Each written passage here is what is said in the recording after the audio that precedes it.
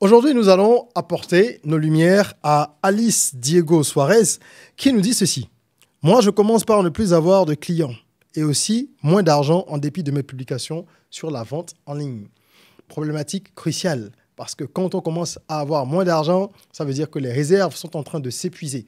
Alors, je vais vous donner mon avis dans cette vidéo, quelques conseils pour pouvoir essayer de rééquilibrer un peu les choses. Et je suis certain que la communauté rock, notre communauté de tous ceux qui rêvent, qui osent et qui créent, de notre mantra, soyons rock, qui est une communauté propulsive, je suis certain que cette communauté saura apporter également des idées complémentaires fort utiles à ce que je vais évoquer dans cette vidéo. En commentaire, que chacun se sente libre vraiment de donner des conseils à Alice. Ça pourrait être utile pour elle. Alors, je ne connais pas la nature de ton business, Alice. Par contre, ce que je sais, puisque tu parles de publication sur la vente en ligne, c'est qu'il y a probablement, enfin ce que je crois comprendre, c'est qu'il y a une interaction avec le digital. Donc peut-être que tu vends des choses en ligne ou alors tu te sers du digital pour vendre tes articles.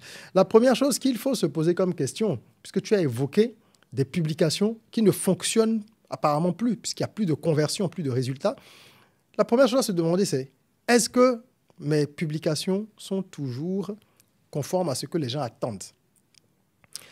Si le même type de publication fonctionnait avant et que tu enregistrais des commandes, des ventes, et qu'aujourd'hui ça ne fonctionne plus, il y a un problème quelque part. Je veux ouvrir une parenthèse qui en réalité n'est pas une parenthèse, parce que pour ce sujet, c'est quelque chose d'important. La portée organique est en chute libre. Pour ceux qui ne savent pas ce que c'est que la portée organique, je vais dire ça très simplement, c'est le nombre de personnes qui vont voir une publication que vous faites sur les réseaux sociaux. Et quand on parle d'organique, c'est le nombre de personnes qui vont voir justement cette publication qui n'a pas été boostée, c'est-à-dire ce n'est pas de la publicité payante. Donc je fais un post là sur ma page Facebook, sur Instagram, et bien je vois après au niveau des données, au niveau des analytics, qu'il y a 25 personnes qui ont vu cette publication. Alors qu'il y a quelques mois, peut-être qu'il y avait 55 personnes qui voyaient cette publication. Pourtant, j'ai peut-être 20 000 abonnés. Il faut comprendre que les réseaux sociaux, au fil du temps, ont fait chuter la portée organique, surtout les réseaux sociaux de Meta. Les gens oublient que Meta, c'est une régie publicitaire. Comment Facebook et Instagram gagnent de l'argent? Je parle de ces deux-là parce que c'est les plus populaires en termes de publication de posts, pas de vidéos. Mais c'est valable pour la plupart des autres réseaux sociaux. Comment ils gagnent de l'argent? Grâce à la publicité. Vous pensez que les milliers, les dizaines de milliers de personnes, ou je ne sais même pas si ce n'est pas des centaines de milliers maintenant, payées, embauchées et payées par Meta, vous pensez qu'elles sont payées avec quel argent? Principalement par l'argent de la publicité.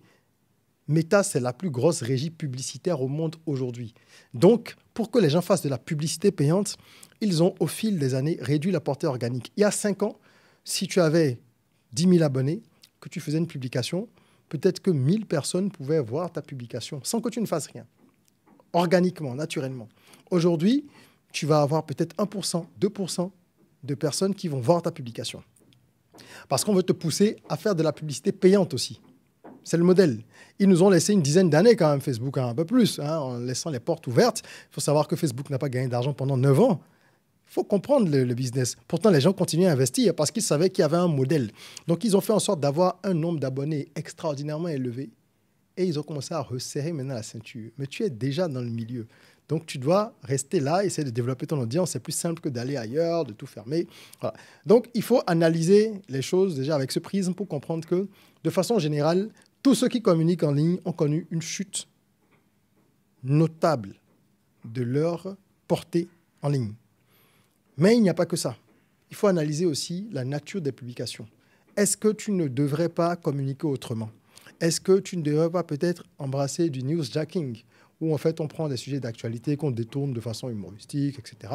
Il y a plein de gens qui le font. Même en vidéo, j'ai vu qu'il y a des gens qui faisaient ça maintenant sur TikTok et sur d'autres réseaux sociaux et qui font des vidéos un peu marrantes, mais pour vendre derrière. Il ne s'agit pas que de choisir l'angle de l'humour, ce n'est qu'un exemple. Mais il faut se remettre en question, encore une fois. Quand les choses ne vont pas, il faut se remettre en question. C'est déjà ce que tu fais en posant justement la problématique et se demander comment est-ce que je peux être plus attrayant à travers ce que je dis. Quelle est ma cible?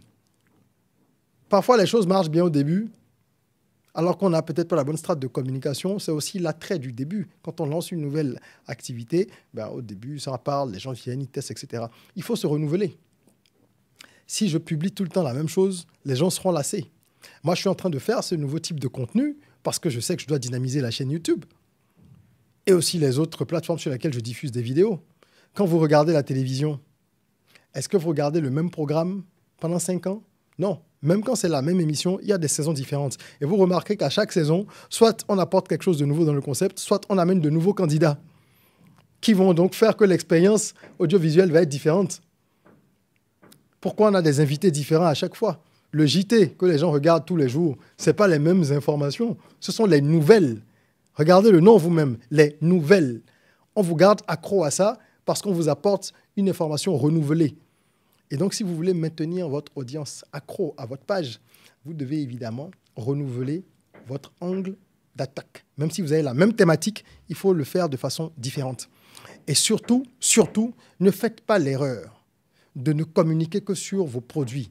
Il y a des gens qui font encore ça. En 2024, c'est inadmissible parce qu'on en a tellement parlé. Et si vous faites des petites recherches sur la création de contenu, vous verrez que c'est les premières attitudes qu'on déconseille. C'est-à-dire, aujourd'hui, je me mets sur ma page, je mets promotion, moins 20% sur les chemises.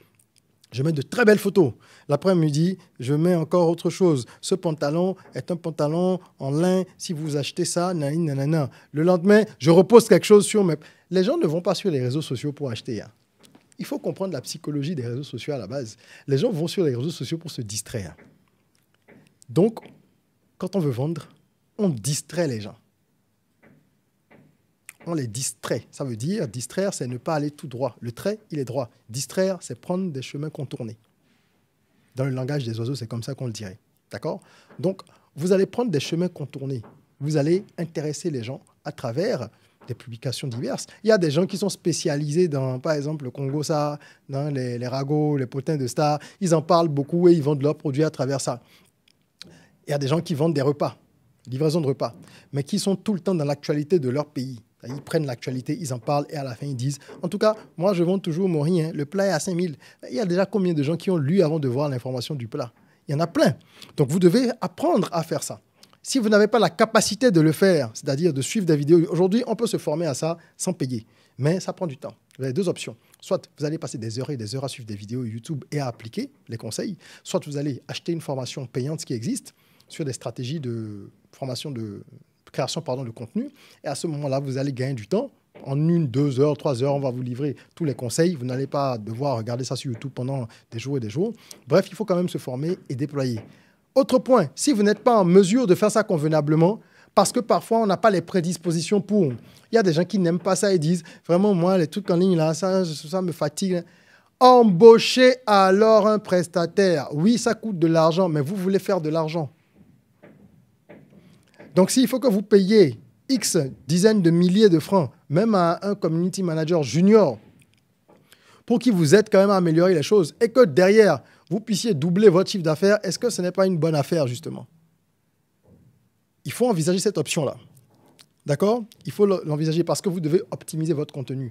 Et aujourd'hui, ça devient de plus en plus technique. Chaque plateforme a ses codes. C'est très difficile.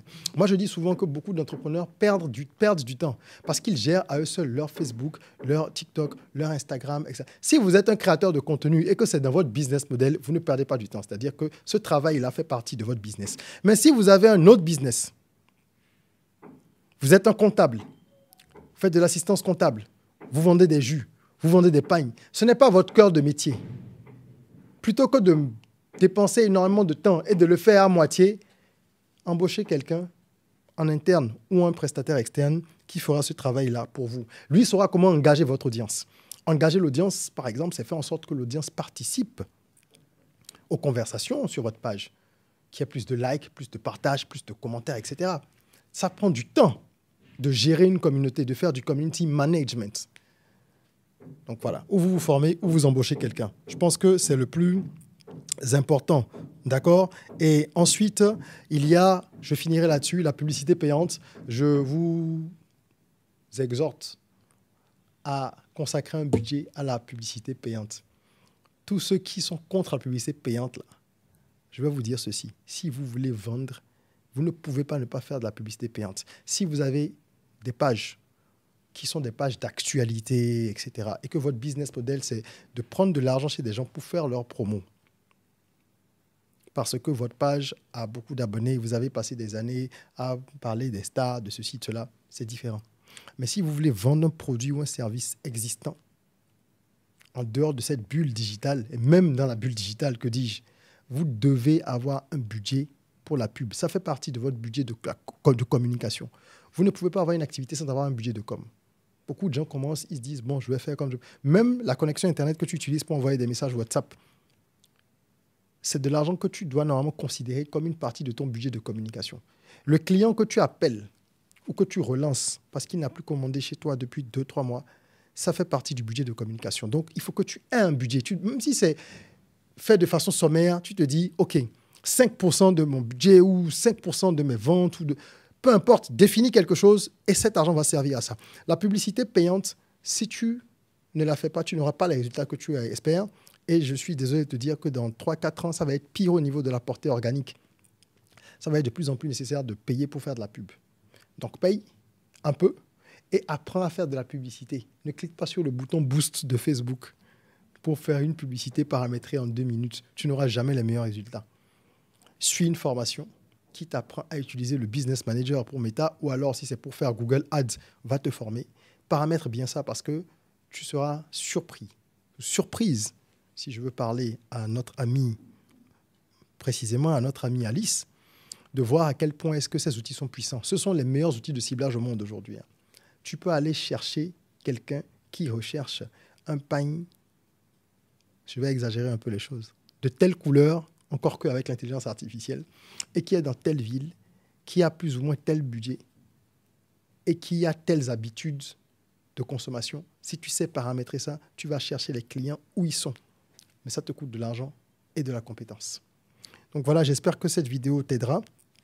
C'est, en conclusion, ce qu'il faut faire, c'est vraiment revoir les publications, enfin ta stratégie de contenu sur les réseaux sociaux et puis embaucher quelqu'un ou à la limite, si tu n'embauches pas quelqu'un, tu prends un consultant qui, pendant une semaine, va venir auditer ton compte, tes réseaux sociaux, tes pages et te dire, voilà, tu fais telles erreurs, tu fais ceci, je te conseille ci, je te conseille ça.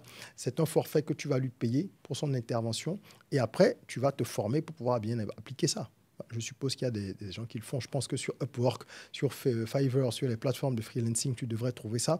Et même dans ton environnement, quel que soit le pays, tu devrais trouver des personnes capables de t'accompagner pour auditer tes pages et recalibrer ta communication.